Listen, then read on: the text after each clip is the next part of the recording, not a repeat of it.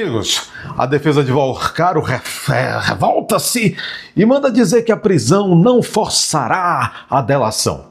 Veja, está muito claro que o Vorcaro, que não é obrigado, evidentemente, a fazer delação, não é obrigado. Ninguém foi atrás do Vorcaro. Olha, eu vou te prender para você fazer uma delação.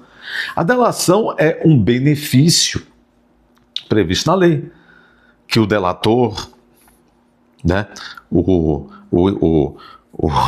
meliante implicado numa contenda onde se tem várias provas contra ele, ele pode dizer, olha, o seguinte, eu tenho uma mercadoria que é informação, vou apontar, vou delatar outros fatos criminosos, outros agentes criminosos, comparsas, e nisso eu vou ter uma contrapartida, diminuição da pena, etc, etc. Bom, está tudo lá na lei que regulamentou a delação premiada. Ninguém foi atrás. Então, você vê, a defesa está fazendo o papel dela. Não vou aqui discutir com a defesa está fazendo o papel dela. Artigo 5º da Constituição, Lei 8.064, Lei 8.060. Quer dizer, dane-se. Agora, o que eu quero dizer é o seguinte, o papelão que o doutor André Mendonça, a Polícia Federal e a PGR, ou seja, o papelão que o Estado, o papelão que as instituições de persecução penal do Estado brasileiro está fazendo nesse caso do Vorcaro. Eu venho alertando a vocês desde o início. O doutor Mendonça, relator do caso Master no STF, está bancando bobão nessa história, o ingênuo, ou então coisa pior do que isso. Foi muito rápido o benefício que o Mendonça deu para o Vorcaro sair há 2 meses da Papuda e ir para a superintendência da PF. Bastou o Vorcaro dizer, eu quero delatar. Imediatamente o Mendonça concedeu a ida para um ambiente melhor da superintendência, tratando o Vorcaro de maneira diferente do restante dos presos que estão na Papuda. Veja, a retirada do Vorcaro da Papuda para um ambiente como o da superintendência, o Vorcaro teria que ter apresentado provas mais concretas de que ele tinha realmente um desejo, vamos dizer, um desejo verdadeiro de colaborar. O Vorcaro está usando o Mendonça, está usando o Estado brasileiro. O Vorcaro não quer delatar após 2 fajutas propostas de delação enviadas por eles à PF. Está claro. E agora falar da defesa que disse aqui, eu vou trazer a vocês, que disse prisão não forçará a delação. O que é que o Vorcaro está fazendo? Isso já está claro, está tentando ganhar tempo, enquanto os seus empregados que estão em várias instituições, alguns até usando toga, movem as toguinhas e os pauzinhos para tornar tudo impune. A pergunta que fica é, o Mendonça é ingênuo, inapto, ou o Mendonça está participando também desse estratagema? Tudo começou muito errado, porque mesmo antes de Vorcaro ser transferido da Papuda, e foi muito rápido transferido, sem nenhuma garantia de que iria tentar delação a sério, antes disso mesmo, o Mendonça quebrou uma regra que existia dentro dos presídios federais, para um sujeito que estava na situação de Vorcaro. Qual era? Regra que eu não concordo, mas existia. Se existia, deve valer para todos. A regra de que os presos lá no presídio da Papuda não podem conversar com seus advogados, quem está no mesmo tipo de prisão que o Vorcaro, não pode conversar com os advogados sem terem a conversa gravada. Eu concordo com isso não, porque para mim fere a ampla defesa, mas se estava valendo para todos, João, Zezinho e tal, tinha que valer para Vorcaro. Aí a defesa pediu, rapidamente quando chegou, o cara não demorou nem 2 semanas daquela prisão, e o Mendonça já autorizou só o Vorcaro a falar sem ser gravado com seus advogados. Um tratamento diferente, privilegiado, que deu para o Vorcaro desde o início. Aí depois o trouxe rapidamente para a superintendência. Apresentou uma primeira proposta de delação fajuta. A Polícia Federal pediu, devolva-o para a Papuda. Mendonça apenas o colocou em uma salinha um pouquinho pior, ou não tão melhor, na superintendência. Aí Vorcaro disse, agora eu vou tentar de verdade, confia em mim. Tanto bastou para Mendonça trazer de novo o Vorcaro para a sala de Estado-Maior da Superintendência, onde se encontra até agora. A PF rejeitou o segundo pedido, a segunda proposta fajuta de delação, e pediu: devolva o Worcaro para a Papuda. Mendonça mandou ouvir a PGR. E agora, se a PGR se manifestar, não, mantenha-o na superintendência. Está em curso um estratagema para livrar o Worcaro e colocá-lo numa prisão. Veja, o doutor Mendonça falhou porque não perscrutou, não procurou entender realmente, objetivamente, se o candidato a colaborador trazia, sim, um ímpeto verdadeiro de colaborar. E não trouxe. E o doutor Mendonça o colocou na superintendência da Polícia Federal, tendo acesso a 24 horas por dia à assessoria jurídica, que provavelmente já ajudou o Worcaro a esconder muita coisa cá fora. Bom, vocês devem imaginar. Então, o Estado, que custa muito dinheiro, nós mantemos essa estrutura da persecução penal, a começar pelo STF, pelo doutor Mendonça, falhou. Não se sabe se por imprudência, negligência, imperícia ou por dolo. Falhou. Falhou. Isso é uma esculhambação, tá? E agora tá aí. O Worcaro deitando e rolando e dizendo aqui pela boca da sua defesa que prisão não forçará delação. Então você vê, um gangster está usando o Estado, fazendo o Estado de gato-sapato. A prova de que esse sujeito comprou o Alcolumbre, ou seja, comprou a presidência do Senado. O Renan Calheiros diz que esse sujeito comprou o presidente da Câmara, pagando 140 milhões pela cunhada, por meio da cunhada, da conta bancária, do empréstimo fraudulento, a cunhada do Hugo Mota. Quer dizer, o sujeito também teria comprado presidentes de grandes partidos como Ciro Nogueira. O sujeito comprou as instituições. Há relações muito estranhas entre o Taiaiá do Toffoli e o grupo do Worcaro. O sujeito pagou a todos. E vejam só. E esse dinheiro, desses milhões e milhões e milhões que o Worcaro pagava a essa gente. No Alcolumbre mesmo, 155 milhões. A revista Veja. Agora é interessante, a revista Veja, tem que mandar colocar a revista Veja no inquérito da Saquinels. A revista Veja trouxe uma reportagem nesse final de semana dizendo: Worcaro comprou Alcolumbre, 155 milhões de reais. Não vi outra mídia nenhuma além da Veja e um pouco o portal Metrópolis falando sobre isso. Silêncio. Por quê? O Worcaro colocava dinheiro em todos os veículos de comunicação grande. Agora esse dinheiro vem de onde? Porque com toda esse patrocínio, vamos dizer assim, que o Worcaro pagava aos agentes públicos, ele conseguia, com as suas empresas fraudulentas, ter acesso a dinheiros de pessoas vulneráveis. Fundos de pensão, etc. Olha aí o Rio Previdência, cujos gestores agora já está vindo à tona também, os escândalos envolvendo Cláudio Castro, ex-governador do Rio. Quer dizer, isso aconteceu no Amapá, isso aconteceu no Rio de Janeiro, entre outros lugares, em que dinheiro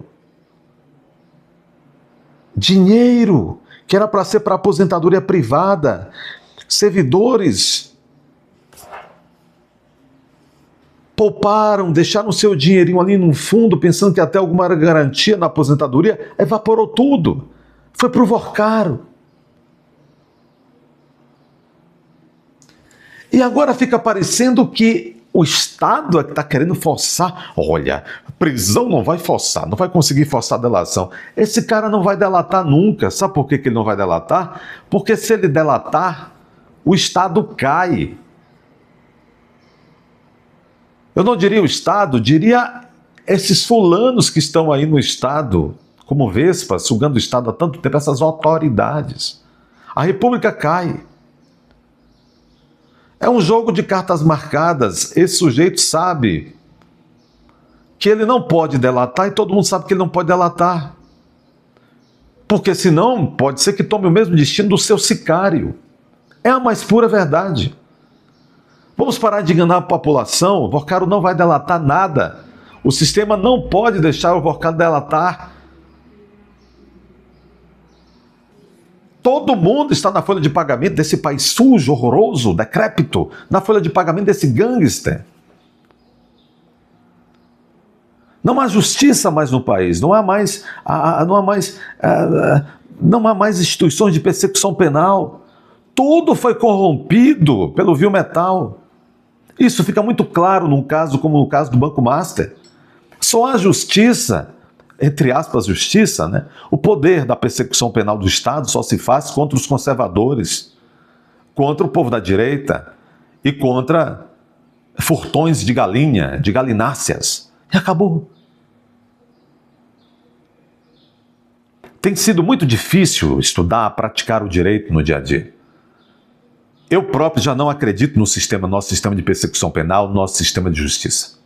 Não acredito. Da nossa imprensa? Oh. Dos nossos órgãos de classes? Oh. O Brasil abandonou o marco civilizatório. O Brasil está em rumo acelerado à barbárie.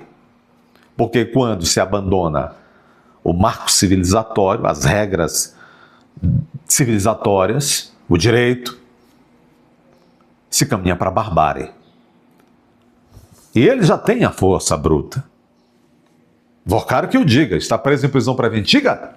Ele não está preso para forçar. Veja, os fundamentos da decisão que foi dada pelo Mendonça e confirmada pela turma do Mendonça, ele não está preso para que se force Viu, senhores advogados da defesa? Ele não está preso para que se force a delação, não. Ele está preso porque houve fundamentos fáticos e jurídicos que embasam e por muito tempo a sua prisão preventiva. Ele é risco, sim, à ordem pública, porque ele e seu pai participavam e patrocinavam uma turma que buscavam eliminar fisicamente adversários, até jornalistas. Há fundamento para a prisão preventiva. O Vocário é um perigo à ordem pública. Há, sim, risco de fuga. É preciso garantir a aplicação da lei penal. E, sim, o Vocário estava em curso todo um estratagema para atrapalhar investigações. Vocário tinha, sim, senhor. Por meio do seu dinheiro, ele tinha, sim, corrompido agentes públicos que acessavam os sistemas de vários órgãos da persecução penal do Brasil. Então, nunca houve na história do país uma prisão preventiva tão bem fundamentada. Nunca houve na história do país uma necessidade tão clara de manter-se um homem preso processualmente, a bem e a proteção do processo e da investigação no primeiro momento. Então, essa historinha dizer que prisão não forçará a delação, uma ova. Vamos ouvir um pouco disso. Daniel Vocário está preso, está numa situação ali mais confortável do que outros presos envolvidos também no caso Master. Um deles tem levantado bastante preocupação, que é o Paulo Henrique Costa, que foi presidente do BRB. Vocês vão se lembrar que o BRB é pivô do estouro do escândalo. Quando o Master, que todo mundo já desconfiava que a coisa não estava boa, quando o Master anuncia a venda para o BRB, é que o Banco Central consegue entrar de verdade nas operações do banco, descobre as fraudes, avisa o Ministério Público, tem toda aquela pressão, a operação no final é negada e a partir daí começa o escândalo. Vocário vai preso, o banco é liquidado e por aí vai. Paulo Henrique Costa também está tentando negociar um acordo de delação premiada. Tudo bem que o escopo dele pode ficar mais perto ali da operação do BRB, mas ele pode revelar coisas sobre Daniel Vocário que o próprio Vocário ainda não quis contar. Então, esse é um ambiente que tem muita coisa ainda para aparecer e muito adiamento, como eu disse agora há pouco. Além de Paulo Henrique Costa, há parentes de Vocário preso, inclusive o seu pai, Henrique Vocário. É sobre ele que eu vou a Brasília conversar com a nossa Edilene Lopes, que já está na tela comigo. Edilene, boa noite, bem-vinda aqui à Hora H. Eu estava falando aqui do Paulo Henrique Costa, ex-presidente do BRB, que pode contar muita coisa. E o pai do Vocário vai contar alguma coisa? Também quer fazer uma delação? Boa noite, Thaís. Boa noite a toda a nossa audiência. Segundo o advogado de Henrique Vorcaro, que é o pai do banqueiro Daniel Vorcaro, não existe a possibilidade de uma delação ou de uma colaboração por parte dele, porque não está listado no momento como integrante do núcleo duro da organização criminosa que seria comandada por Daniel Vorcaro. Ele seria um assessor que comandaria um grupo chamado de A Turma, do qual fazia parte o Sicário, aquele que morreu na sede da Polícia Federal em Belo Horizonte, que tratava de perseguições e intimidações a mando de Daniel Vorcaro. E ainda segundo Eugênio Pacelli, que é o advogado de Henrique Vorcaro, o pai de Daniel, além de não existir uma possibilidade de colaboração dele, ele acredita que a prisão do pai não pressiona Vorcaro para uma delação, porque segundo ele, já é a segunda proposta apresentada por Daniel Vorcaro, mas não é uma proposta que atende ao que a Polícia Federal quer, e há um entendimento geral, Thaís, e essa posição demonstra isso, de que Daniel Vorcaro apresenta propostas de delação, mas na verdade não quer delatar. Então a leitura da defesa é que não adianta manter o pai de Daniel Vorcaro preso, porque isso não ajudaria, não pressionaria Daniel para uma... Mande os dois para a cela na Papuda, celas individuais, cada um dormir com seu boi próprio. Não porque... Não, isso não é uma repressão, uma reprimenda. Ele é um preso comum, os dois, ambos, pai e filho. Se João, se José, se Antônio estão lá na Papuda, em situações iguais, eles não têm que ter privilégio. Mande-os para lá. Não são homens arrões? Mande-os para lá. Delação. O pai também não teria interesse, não estaria legitimado para fazer uma colaboração pela posição dele dentro da investigação hoje, e de acordo com a defesa do pai de Daniel Vorcaro, eles creem numa reversão da prisão preventiva dele, que ainda está sendo julgada pelo Supremo Tribunal Federal. Há um pedido de vista do ministro Gilmar Mendes, ou seja, um tempo para fazer a avaliação, ainda falta mais um ministro além dele para votar, e o que em última instância vai fazer a defesa do pai de Daniel Vorcaro é pedir uma reversão caso essa prisão preventiva seja mantida. Eles vão entrar com pedido para que seja aplicada uma medida cautelar mais branda, como por exemplo o monitoramento por tornozeleira eletrônica. Foi cogitada a possibilidade de uma... País de palhaços esse, rapaz. Desculpem isso. Deixe seu like aí, inscrevam-se, comentem, compartilhem, confiram a inscrição, confiram se o sininho da notificação está aí ativo. Compartilhem e comentem. Vai aparecer o botão hypar, clica aí para esse vídeo chegar a mais pessoas. Eu fico um pouco estressado com isso, viu? Por favor, bata a aba, seja membro, clique aí, veja como funciona, torne-se membro do canal. Não há mais justiça.